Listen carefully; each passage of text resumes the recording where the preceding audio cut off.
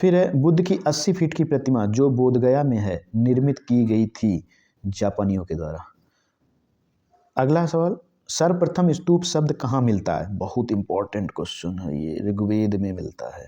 सर्वप्रथम स्तूप शब्द का वर्णन ऋग्वेद में प्राप्त होता है। इसके अतिरिक्त अथर्ववेद, वार्ष्णेय संहिता, तैत्तिरीय ब्राह्मण संहिता और पंचविंश ब्राह्मण आदि ग्रंथों में स्तूप के संबंध की जानकारी मिलती है।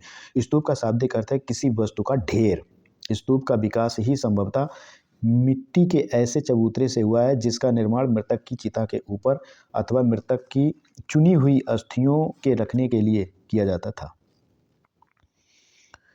उसके बाद आप आ जाइए, अगला क्वेश्चन है, वह स्तूप स्थल जिसका संबंध भगवान बुद्ध के जीवन की किसी घटना से नहीं रहा है, तो वह सांची।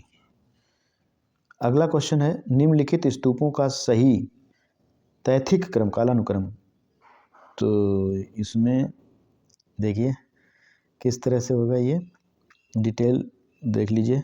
अमरावती स्तूप का निर्माण सातवाहन के समय में हुआ था और भरभूत एवं सांची स्तूप का स्थापना वर्ष मौर्य जो है शासक अशोक के शासनकाल में हुई थी।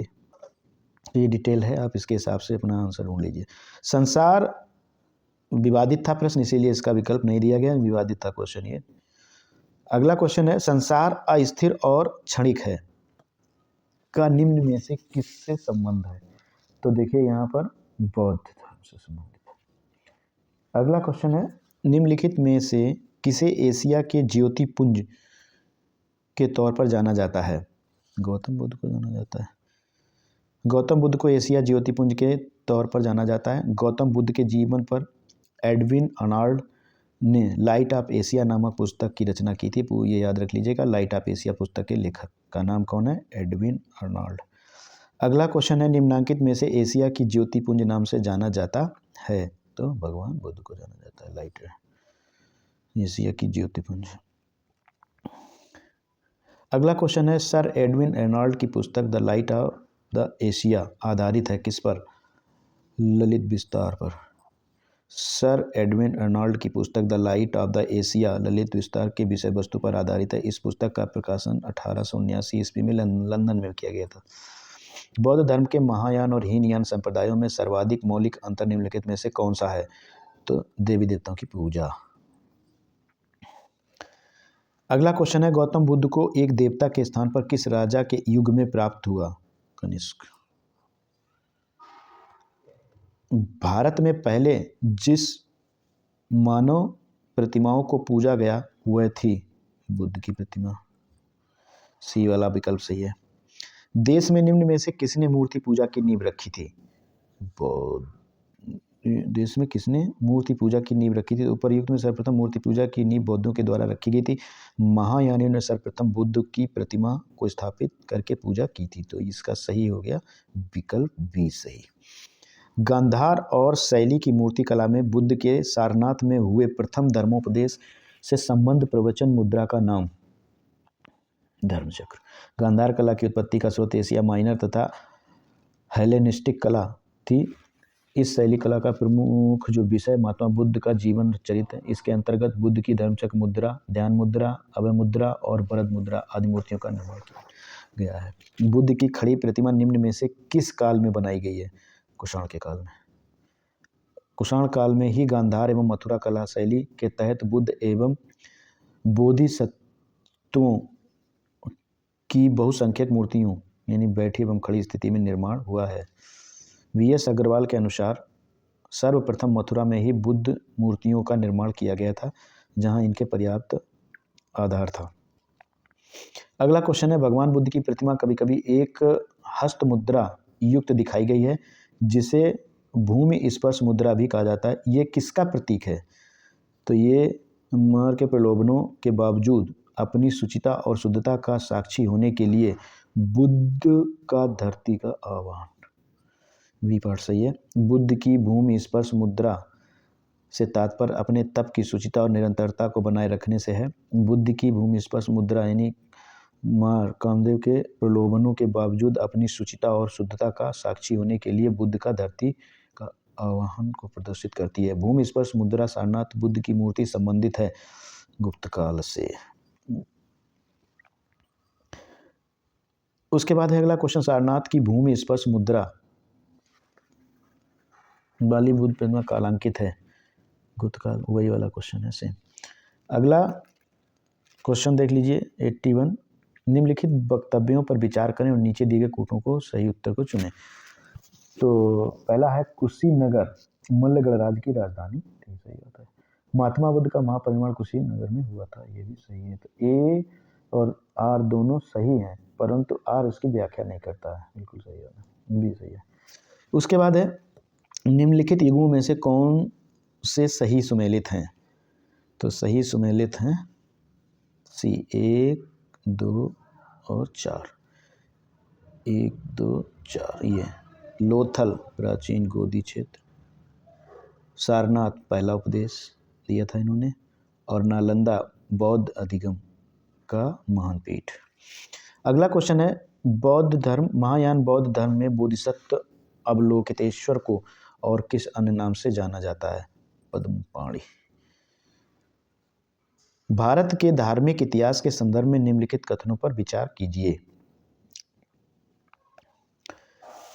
तो बोधिसत्व और बौद्ध मत के हीनयान संप्रदाय की केंद्रीकृत संकल्पना, बोधिसत्व अपने प्रबोध के मार्ग पर बढ़ता हुआ करुणामय, सही बात है। बोधिसत्व समस्त सचेतन प्राणियों को उनके प्रबोध के मार्ग पर चलने में से, ये सही बात है, विलंबित करते, इस हिसाब से दूसरा और तीसरा सही है। अगला क्वेश्चन है हीनयान अवस्था का विशालतम एवं सर्वाधिक विकसित शैलकृत चैत्यगृह स्थित है, तो यह कार्ले में। हीनयान अवस्था का विशालतम एवं सर्वाधिक विकसित शैलकृत चैत्यगृह कार्ले में स्थित है। यह पुणे महाराष्ट्र के मावल तालुका में स्थित है। प्रथम शताब्दी ईस्वी में किस भारतीय बौद्ध भिक्षु को चीन भेजा गया था? नागार्जुन को, बहुत इंपॉर्टेंट है। शून्यता के सिद्धांत का सर्वप्रथम प्रतिपादन करने वाले बौद्ध दार्शनिक का नाम था नागार्जुन, ये इंपॉर्टेंट है, इन्हीं को चीन भेजा गया था। फिर इसके बाद अगला क्वेश्चन है नागार्जुन किस बौद्ध संप्रदाय से के थे? तो ये थे नाथिक। उसके बाद है बौद्ध शिक्षा का केंद्र विक्रमशिला। फिर उसके बाद अगला क्वेश्चन है वल्लभी विश्वविद्यालय स्थित था, कहाँ था? यह गुजरात में। नालंदा विश्वविद्यालय के स्थापन का युग गुप्त, नालंदा विश्वविद्यालय गुप्त काल के युग। चलिए अगला क्वेश्चन देखते हैं, नालंदा विश्वविद्यालय के संस्थापक कौन थे? तो इनके संस्थापक थे कुमारगुप्त। वेनसांग के अनुसार नालंदा विश्वविद्यालय का संस्थापक शंकरादित्य था, जिसने बौद्ध धर्म के त्रिरत्नों की प्राप्ति महती श्रद्धा के कारण इसकी स्थापना करवाई थी। शंकरादित्य की पहचान कुमारगुप्त प्रथम 415-455 ईस्वी से की जाती है। इसकी प्रसिद्ध उपाधि महेंद्रादित्य थी, ये भी इम्पोर्टेंट है। नालंदा विश्वविद्यालय किस लिए विश्व प्रसिद्ध है? तो यह है बौद्ध धर्म दर्शन के लिए। अगला क्वेश्चन है नीचे दो वक्तव्य दिए गए हैं जिनमें एक कथन और दूसरा उसका कारण है, ठीक है, असर्शन रीजन, दोनों का ध्यानपूर्वक पढ़ें आप। तो 12वीं शताब्दी के अंत तक नालंदा महाविहार का पतन हो गया था, सही बात है। महाविहार को राजकीय पराश्रय मिलना बंद हो गया था, ये भी सही बात है, लेकिन व्याख्या नहीं कर रहा उसकी, इस हिसाब से इसका बी वाला पार्ट सही होगा। अगला क्वेश्चन है नव नालंदा महाविहार किसके लिए विख्यात है? तो यह है पाली अनुसंधान के लिए। अगला क्वेश्चन है निम्नलिखित में से कौन से बौद्ध धर्म और जैन धर्म दोनों में समान रूप से विद्यमान थे? तो ये थे वेद प्रमाण के प्रति अनास्था, कर्मकांडों की फलवत्ता का निषेध और प्राणियों की हिंसा का निषेध, यानी अहिंसा। अगला क्वेश्चन है, इस हिसाब से ये वाला विकल्प सही हुआ, इसका बी वाला। अगला क्वेश्चन है प्राचीन भारतीय इतिहास के संदर्भ में निम्नलिखित में से कौन सा से बौद्ध धर्म और जैन धर्म दोनों में समान रूप से विद्यमान था? तो दूसरा और तीसरा, वेद प्रमाण के प्रति अनास्था और कर्मकांडों की फलवत्ता का निषेध, यानी ये बी पार्ट सही है। अगला क्वेश्चन निम्नलिखित में से कौन सी बात बौद्ध धर्म तथा जैन धर्म में समान नहीं है? आत्मदमन।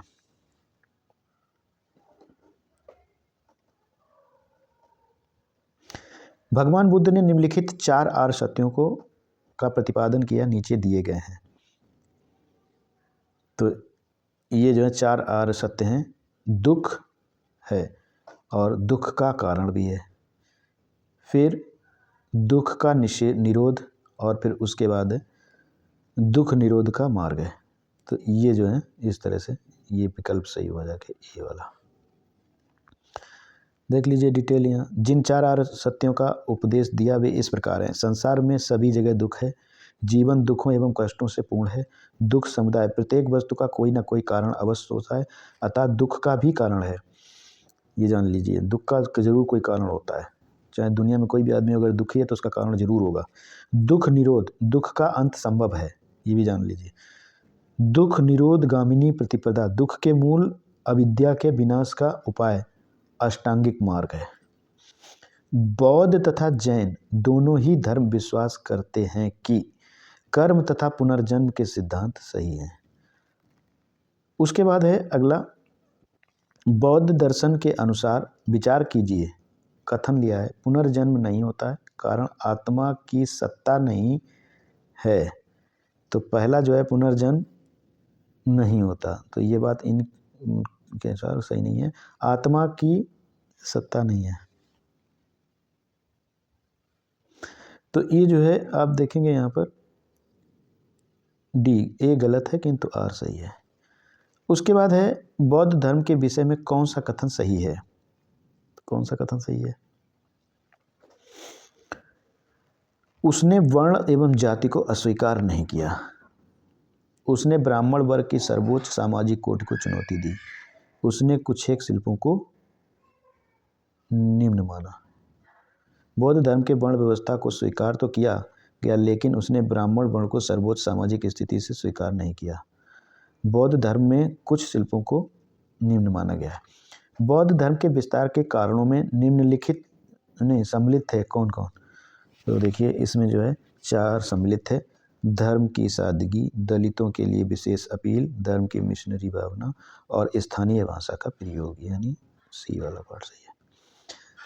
फिर है आरंभिक मध्ययुगीन समय में बौद्ध धर्म का पतन किस कारण से शुरू हुआ था। तो उस समय तक बुद्ध विष्णु के अवतार समझे जाने लगे और वैष्णव धर्म का हिस्सा बन गए। बाकी दोनों सही नहीं है। चलिए अगला क्वेश्चन देखिए, निम्नलिखित कथनों पर विचार करके चैत्य तथा बिहार में क्या अंतर है, इसको चुनें। चैत्य पूजा का स्थल है जबकि बिहार निवास स्थान है। बस। अगला क्वेश्चन है, कुछ शैलकृत बौद्ध गुफाओं को चैत्य कहते हैं जबकि अन्य को बिहार, दोनों में क्या अंतर है। तो अभी आपने ऊपर देखा वही सेम क्वेश्चन है ये, कि चैत्य पूजा स्थल होते हैं जबकि बिहार बौद्ध भिक्षुओं का निवास स्थान होता है। अगला क्वेश्चन है, सुल्तानी युग में बौद्धों की कौन सी शाखा सबसे प्रभावशाली थी। तो वज्रयान। Thank you.